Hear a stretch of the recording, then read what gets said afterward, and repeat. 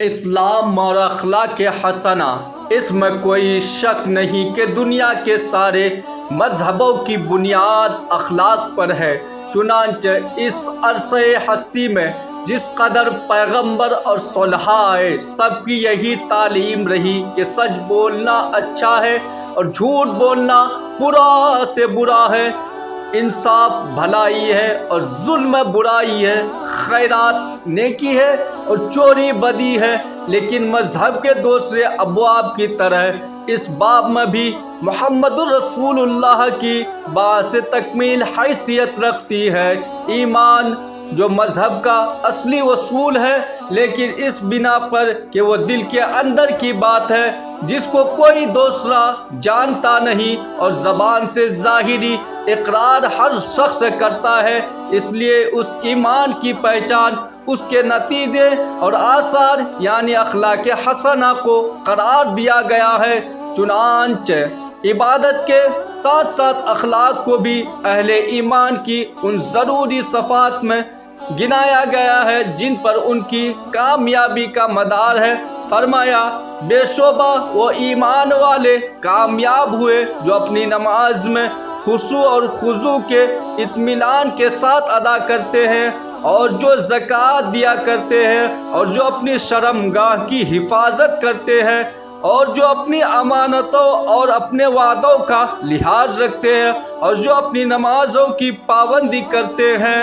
ان آیتوں میں اہل ایمان کی کامیابی جن اوصاف کا نتیجہ بتائی گئی ہے، اسلام میں اخلاق کو جو اہمیت حاصل ہے وہ اس سے ظاہر ہے کہ حضور نبی کریم صلی اللہ تعالیٰ علیہ وسلم نے نماز میں جو دعا مانگتے تھے اس کا ایک فقرہ یہ بھی ہوتا تھا، اور اے میرے خدا تو مجھ کو بہتر سے بہتر اخلاق کی رہنمائی کر، تیرے سوا کوئی بہتر سے بہتر اخلاق کی راہ نہیں دکھا سکتا، اور برے اخلاق کو مجھ سے دور پھیر دے، اور ان کو کوئی نہیں پھیر سکتا لیکن میرے رب تو پھیر سکتا ہے۔ ان الفاظ کی اہمیت کا اندازہ اس سے ہوگا کہ ایک پیغمبر اپنے تقریباً اور استجابات کے بہترین موقع پر بارگاہ الہی سے جو چیز مانگتا ہے وہ حسن اخلاق ہے۔ ایمان سے بڑھ کر اسلام میں کوئی چیز نہیں، لیکن اس کی تکمیل بھی اخلاق ہی سے ممکن ہے۔ فرمایا، مسلمانوں میں کامل ایمان اس کا ہے جس کا اخلاق سب سے اچھا اور بہتر ہے۔ اس سے معلوم ہوتا ہے کہ اسلام میں ایمان کے کمال کا معیار جس چیز کو ٹھہرایا گیا ہے وہ حسن اخلاق ہے۔ یہی وہ پھل ہے جس سے ایمان کے درخت کی پہچان ہوتی ہے۔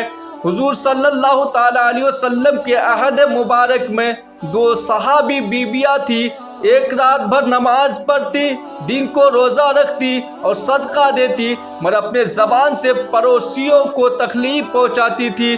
دوسری بیوی صرف فرض نماز ادا کرتی اور غریبوں کو چند کپڑا بانٹ دیتی تھی، مگر کسی کو تکلیف نہ دیتی۔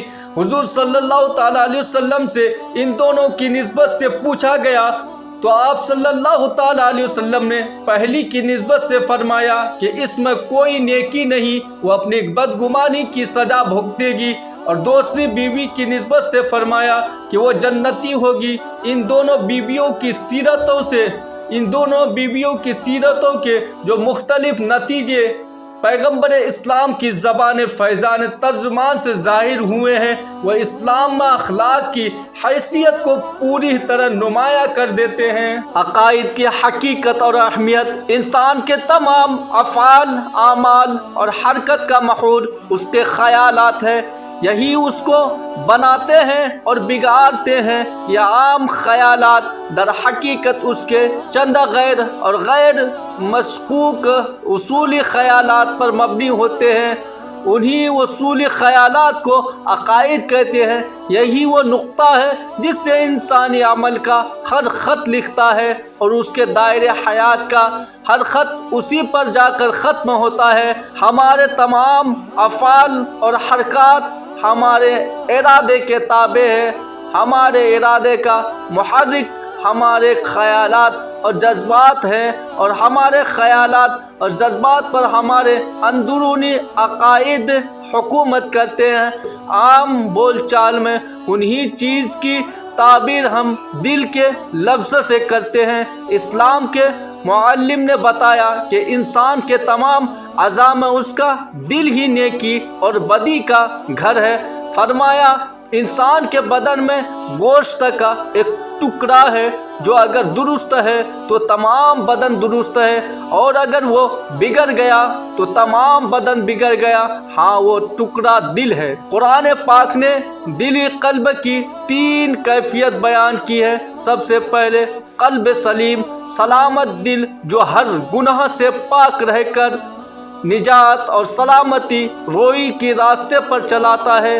دوسرا اس کے مقابل گناہ گار دل، وہ ہے جو گناہوں کی راہ اختیار کرتا ہے۔ اور تیسرا وہ دل جو رجوع ہونے والے دل، وہ ہے جو اگر کبھی بھٹکتا ہے اور بے راہ بھی ہوتا ہے تو فوراً نیکی اور حق کی طرف رجوع ہوتا ہے۔ عرض یہ سب نیر نگاہیں اسی ایک بے رنگ ہستی کی ہے جس کا نام دل ہے۔ ہمارا دل ہمارے تمام اعمال کا محرک ہمارے اسی دل کا ارادہ اور نیت ہے۔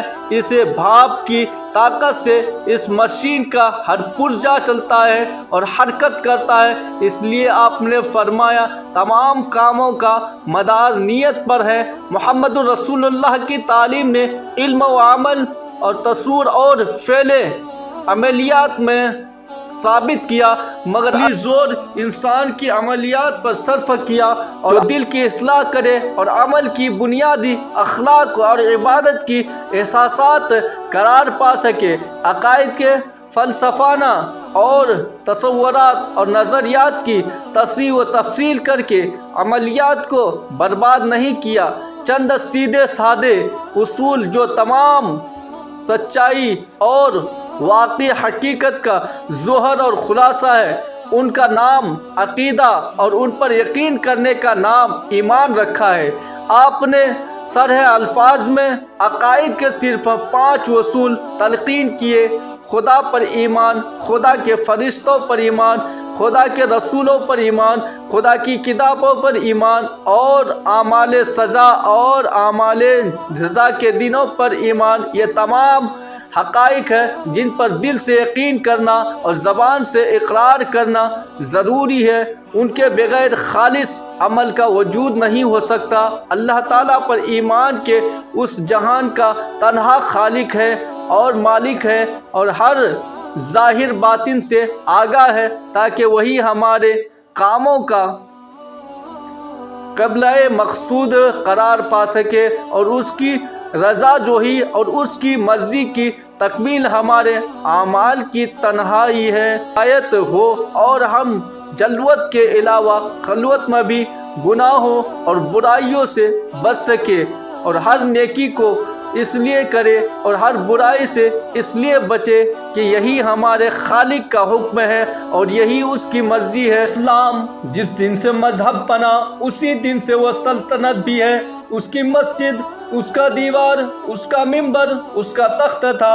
اسلام کے جن بدگمان دشمنوں نے یہ سمجھا کہ محمد رسول اللہ نے پہلے مذہب کی دعوت پیش کی، جب وہ کامیاب ہونے لگی اور عربوں کا ایک گروہ ساتھ ہو گیا تو آپ کو سلطنت کے قیام کی فکر ہوئی۔ ان کا یہ خیال سراسر اسلام کی حقیقت سے ناآشنائی پر مبنی ہے۔ ایسی بادشاہی اور ایسے سرداری تو خود قریش کے رئیس حضور صلی اللہ تعالیٰ علیہ وسلم کی خدمت میں اس شرط کے ساتھ پیش کر رہے تھے کہ ان کے بتوں کو برا نہ کہے، لیکن آپ نے ان کی اس درخواست کو ہمیشہ ٹھکرا دیا، کیونکہ آپ صلی اللہ تعالیٰ علیہ وسلم کی دعوت کا مقصد محمد الرسول اللہ کی انسانی بادشاہی نہ تھی، بلکہ روئے زمین پر خدائے واحد اور برحق کی بادشاہی کا قیام تھا۔ اس لیے اسلام دین اور دنیا اور جنت ارضی اور جنت سماوی اور آسمانی بادشاہی اور زمین کی خلافت دونوں کی دعوت کو لے کر 12 ربیع الاول کے روز حضور صلی اللہ تعالیٰ علیہ وسلم دنیا میں تشریف لائے۔ اس کے نزدیک عیسائیوں کی طرح خدا اور قیصر دو نہیں ہے، ایک ہی شہنشاہ ہے جس کے حد حکومت میں نہ کوئی قیصر ہے اور نہ کوئی کسریٰ ہے۔ اس کا حکم عرش پر ہے، عرش پر اس کا حکم عرش سے فرش تک اور آسمان سے زمین تک جاری ہے۔ وہی آسمان پر حکمران ہے اور وہی زمین پر فرما روا ہے۔ ایوانوں سے نکلنے کے لیے آیا تھا اور اس بات کی منادی کرتا تھا کہ آسمان ہو یا زمین، دونوں میں ایک ہی خدا کی حکومت ہوگی۔ اس کے آسمان میں نہ کوئی دیوی ہوگی، نہ کوئی دیوتا ہوگا، اور نہ اس کی زمین پر کوئی قیصر ہوگا اور نہ کسریٰ ہوگا۔ جو